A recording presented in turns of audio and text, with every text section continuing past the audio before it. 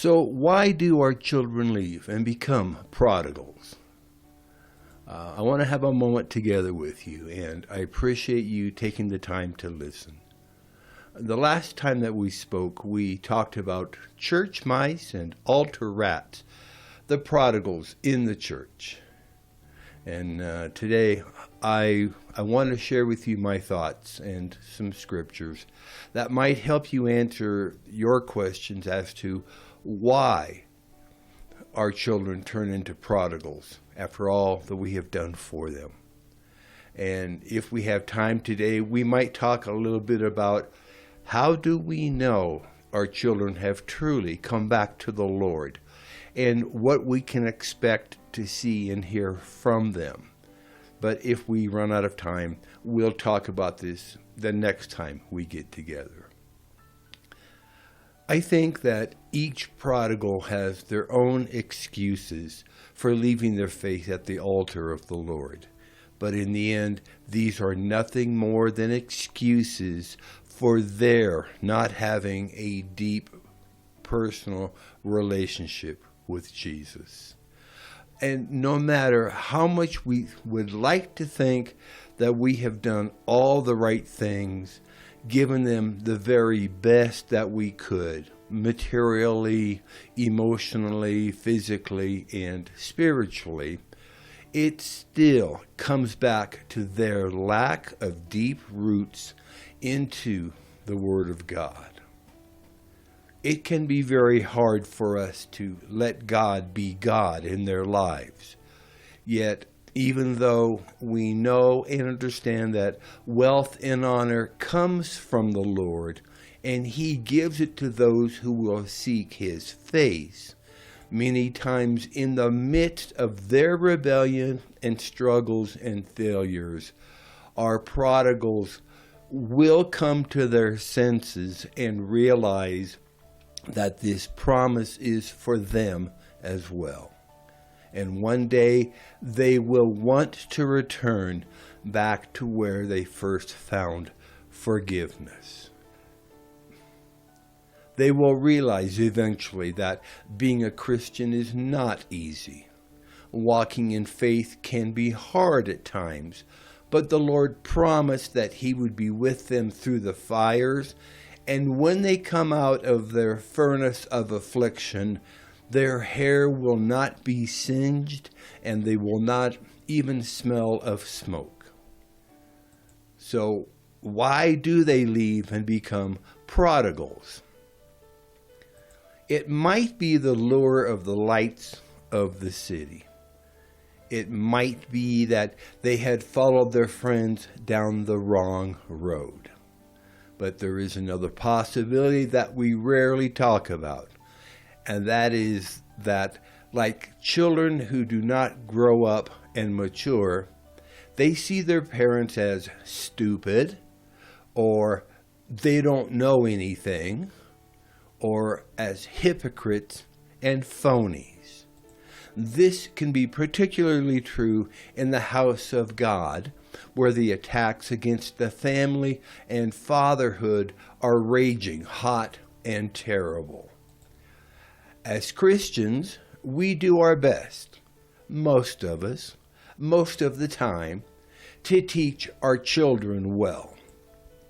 It is our responsibility to role model and emulate righteousness and truth in front of them, and to eventually turn them over to Jesus Christ after we have demonstrated the faithfulness of the Lord.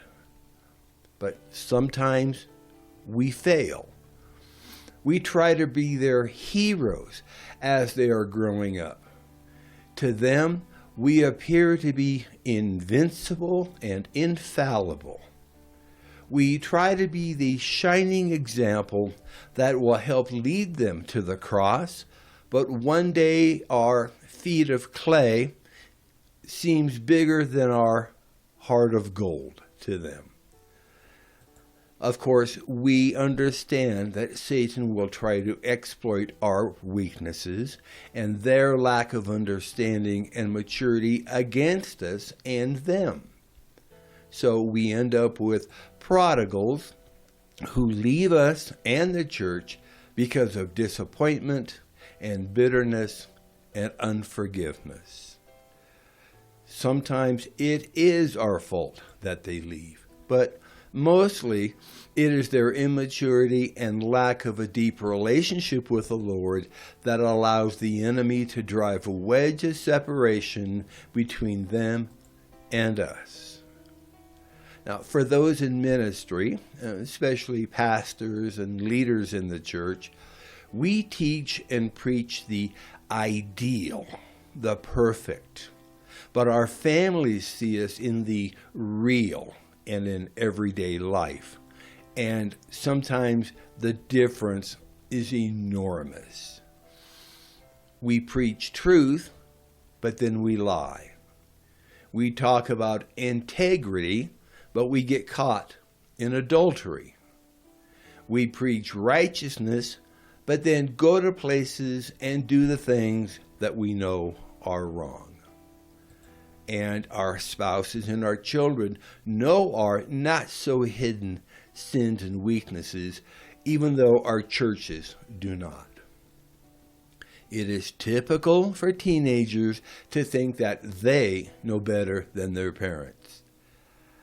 After living on their own for a number of years, most of us hope to hear words like, "Hey, you were right." However, we're not holding our breath waiting for that.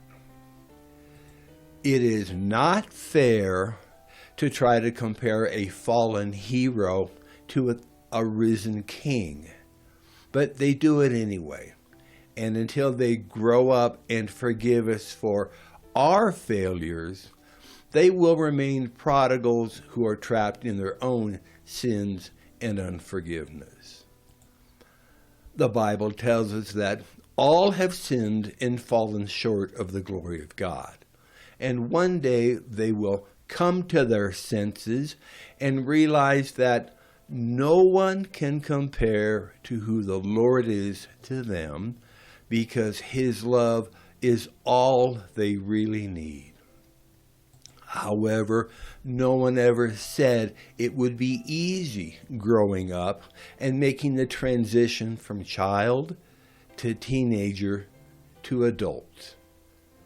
But for those who do finally transition, they will realize that they too have feet of clay.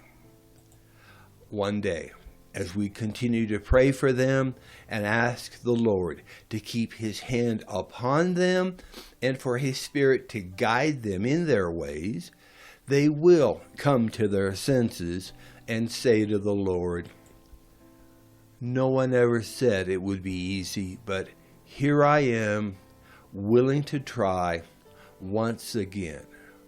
I give you my life, and this time I will be yours forever." As we end our time together, I would like you to listen carefully to the words of this song. It's titled "Forever Yours." See if it does not speak to your heart and speak about the heart of the returning prodigal.